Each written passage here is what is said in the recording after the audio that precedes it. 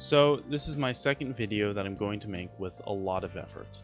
The first one that I made went really well and I got a ton of positive feedback, which I really want to thank everyone for. Also, thank you to anyone that subscribed. I know subbing to a new YouTuber like this is not something most people will do, so really thank you. Despite my sub count or viewer count being low, it really means a lot regardless of the numbers. I'm not quite sure what direction to be taking this channel, but I really enjoy making these high effort videos. I'm pretty unique in that I have a large range of different things I like, and I hope that with these videos I can gain a following that, even if they don't play the game, would be willing to watch one of my videos on it. So, the game we're going to be going over today is a game from my childhood. Morrowind.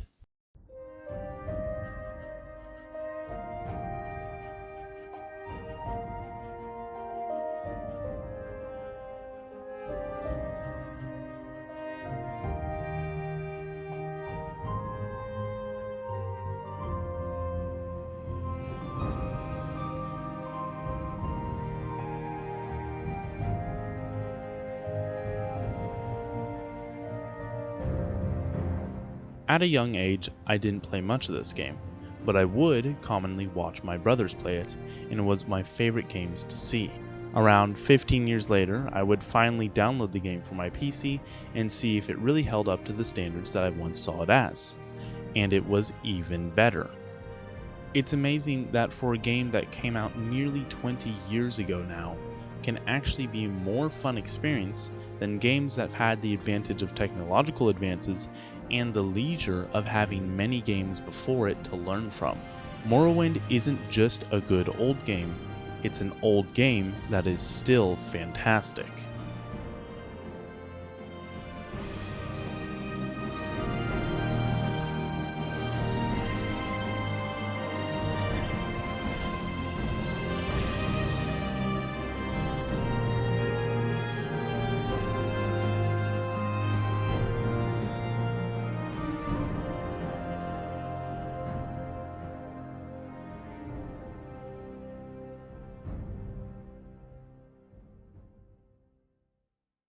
Immersion is defined as how much you feel a part of the world of any media you are consuming, such as a book, movies, plays, or video games.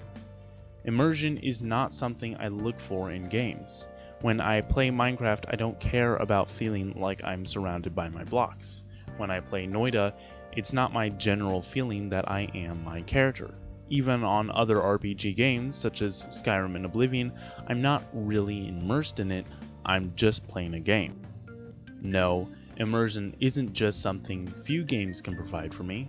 The feeling of immersion is tied to one game for me, and that single game is Morrowind. For likely the rest of my life, I won't talk about immersion on any other game, because I don't care. Even if one game does it better than others, it's a moot point for me. This just goes to show how good Morrowind is at doing this, because for a person that could not care less about immersion, I am blown away at how good this game does it. I can't help but feel put in the world. The atmosphere is so finely crafted that it pulls me in, and it's not just about the world or the level building or the characters or the writing, it's about every single little detail this game has that goes into making this masterpiece of a game be unforgettable. Let's talk about the first thing anyone will notice about this game: character building. The game doesn't really give you a big tutorial, as in common in some older games, but this style is very similar to the game Dungeons & Dragons. You have the 10 base stats and each skill that falls under most of those stats. Each stat affects the skill as well as the skill itself, affecting an outcome when used. So you have a stat of intelligence, this affects how much maximum mana you have, but it also has the skill alchemy under it. So when you make a potion with this skill, the outcome is dependent on both how high your alchemy level is, as well as how high your intelligence is. This adds complexity to making your character because you have to worry about leveling your stat as well as your skills. Oblivion kept this philosophy, simplifying it much more, and by Skyrim, it dropped the 10 main stats, just focusing on the individual skills. It seems like the makers of the game wanted the game to be more player friendly, and that anyone could just pick it up and with minimal trial or failure, play the game. This is quite a complex problem.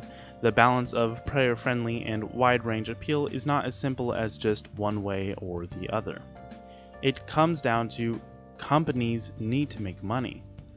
I'm not saying this derogatorily because, get this, artists need to make money too. Wide range appeal, with the possibility of making money, can also make your game seem too basic or boring. However, too much specific targeting can limit a game's size and hinder its growth. There is the possibility, however, that with the game's specificness, it does that so good that it becomes widely known and loved, as was the case with the infamous Dark Souls series. It's not as simple as just doing it one way or the other. And while I prefer the more targeted games myself, I also understand that the game companies I've come to love wouldn't be able to make the games I love if the games were just made for me. It's the catching the lightning in a bottle, and Morrowind is a fucking thunderstorm. The fact that you have the options to design your character how you want makes you actually have to focus, because if you mess up, you do run the very real risk of your character becoming useless. You have to focus. You have to become immersed in the world. And while at first the mechanics can look daunting and complex, it quickly becomes easy to understand with just a little bit of time and effort. This is one of the reasons for the immersion. So, let's talk about the next one. World building.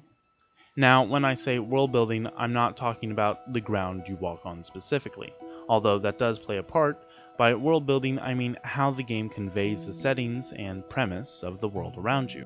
Morrowind is the best game I've ever seen do this.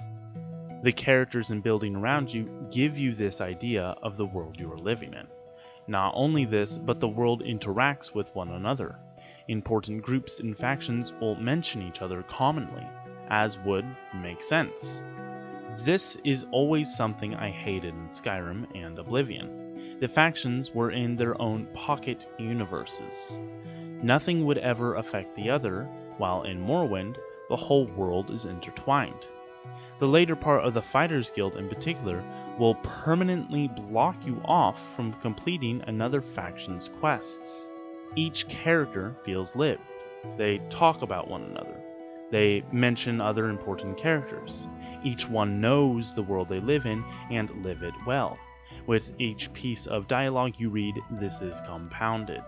Skyrim takes the game and makes it basic and easy to understand because it knows you, the player, are foreign. Morrowind makes your character foreign because it knows you are. Every single thing will confuse you and not make sense. But that's just the brilliant thing. Because it does that, because it makes you your character. You never for a moment feel like your character knows more than you. You're not controlling a character, you are your character. The fact that the place is foreign to you and that the game knows this is one of the reasons for the immersion. Now, let's talk about one of the things I focused a lot on when I was a child. Item design. The game has the coolness factor nailed down, and there's a couple reasons for this. The main one being just how the items look themselves. When you look at a glass weapon, it looks so unique and cool that you can't help but want to pick it up. When you look at a Jadic weapon, it seems mystical and amazing. There's a concept that's pretty simple, but easy to mess up. And that's if something is common, it's not special. It's the norm. Items in this game are special. Even the standard glass or ebony weapons or armor are fun to find because they are rare. And the only reason why you get a lot of them is because you have to really explore to find them. The placement of the items aren't exact and intentional. This game doesn't have randomized loot. Everything you find will be there in your next playthrough. This is done by the developers of the game manually placing the items. This in itself makes the items cooler, because not only does the item itself feel unique, the place you got it does as well. Skyrim and Oblivion don't really do this as much, probably due not only to how much time it takes, but also because they want a more streamlined game. Morrowind doesn't do this, and allows the item placement to be an integral part of the game. The devs are constantly hiding items around nooks and crannies, and looking for these are a lot of fun.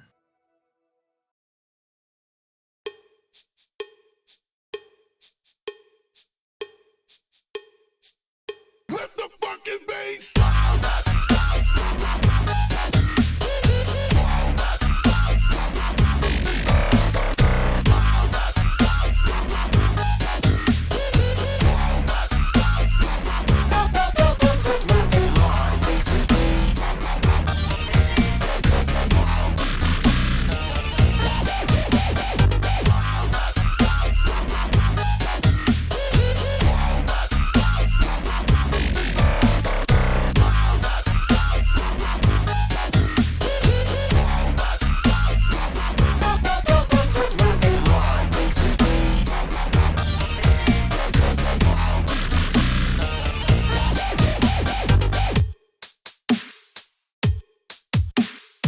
This game is broken, in some ways good and in some ways bad.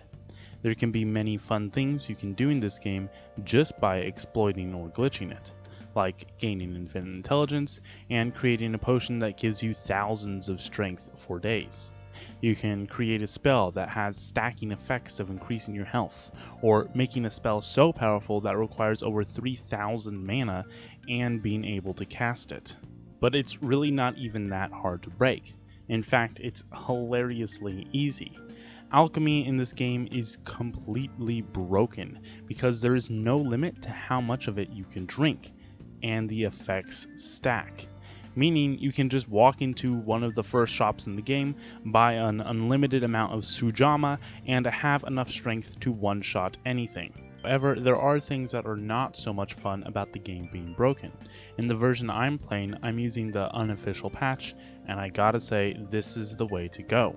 One mechanic in this game is pickpocketing, but it's completely useless. The way it calculates its percentages are completely unfair, and stealing an item worth only 100 gold with maximum stats against the easiest target only has a 15% chance of succeeding.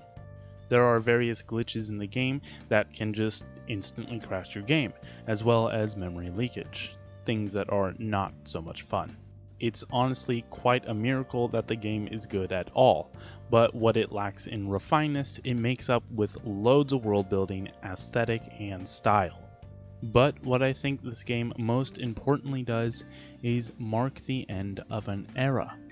A game like Morrowind may very well never be made again. Let me explain. Games nowadays make money. Ultimately, that's what they do. Anything that makes a game more available is what the big companies will go for. I covered this earlier, but I want to talk about it a bit more. So what sets this game apart from Oblivion and Skyrim and marks the end of an era? It's easy. Voice acting and quest markers. Now, it's not like I dislike these things themselves, it's more about what I appreciate from the lack of them. When you don't have voice acting, this allows anyone who can type to make a character. You don't have to have a professional voice actor to make an interesting character. You don't have to worry about the sentence you're paying the voice actor to say being too long. All you have to do is just write.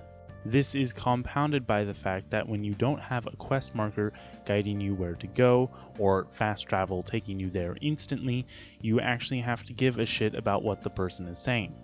So the little details and nuances of the story matter more. But most people just don't want that. They'd rather have the voice acting, and that takes away these two things, not even going into how much money it costs. Which, if we're going on how much an average professional voice actor gets paid a year, and say that in the whole 6 years of production in this game, they did all the voice acting in 1 year, that comes to be about 12% of the entire budget of the game. So just think of what they could have done with that time instead. I'm not complaining. I understand why they do this. I'm not angry at the companies for being money driven. They have to be. So while I love this game, the happiness is laced with a bit of sadness. Because while this game is fantastic, there very probably isn't going to be another game like it. Not until the technology of the world has advanced much further. There's a reason why the modding community of this game has been around for so long. It's because there hasn't been a game to take its place since it came out. Morrowind is a game that, if even just for a moment, lets you explore a strange new world. You meet a person, listen to their wacky story, learn a new wacky name, and get what is probably a useless reward. But even in these little moments, you feel there. The worries of the day drift away into the back of your mind, and you begin to wonder about what next adventure awaits. Thank you very much for watching, and have a good night.